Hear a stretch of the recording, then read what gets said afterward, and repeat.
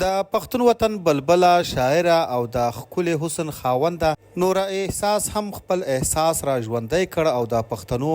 دغه لوی او تاریخي غونډې خیبر ته ورسېده. نوره احساس چې د سوات اوسیدونکې ده او په پښتو ژبه شاعري کوي او په ټولنیزو رسنیو هم ډیره زیاته فعاله ده، هغې دا ثابته کړه چې زه هم د پښتنې ملالې پیغلې په څیر د خپلو پښتنو ځوانانو او مشرانو سره په هر ډګر کې څنګ په څنګ ولاړه یم. نوره احساس نن د پښتنو په خیبر کې د راجوړې شوې لوی غونډې ته راغلې وه. په دې غونډه کې له خپلو مشرانو، خویندو او وروڼو سره ولیدل او هغوی ته یې دا ثابته کړه چې زه یوه پښتنه شاعره پیغله له پښتنو سره په هر ډګر کې ولاړه یم، هغه که په سوشل میډیا وي او یا دلته خپله راتګ وي. اگر چې نوره احساس نن په دغه جرګه کې د پښتونخوا عوامي نیشنل پارټۍ ټوپۍ په سر کړې وه او له ځان سره یې د عوامي نیشنل پارټۍ سپورټ هم راوړی و او جرګېوالو ته یې دا وښودل چې زه د عوامي نیشنل پارټۍ له خپلو پښتنو مشرانو، وروڼو، خویندو سره په دغه تاریخي د پښتنو په جرګه کې شرکت کوم.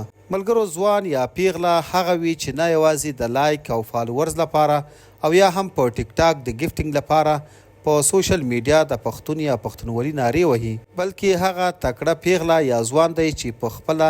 د پښتنو په هر درد دوا شي او د پښتنو داسې پروګرامونو او جرګو ته ځان په خپله ورسوي. ملګرو، تاسو د نور احساس د دغه اقدام په اړه څه نظر لرئ؟ نظر مو را سره په کمنټ کې خامخا شریک کړئ.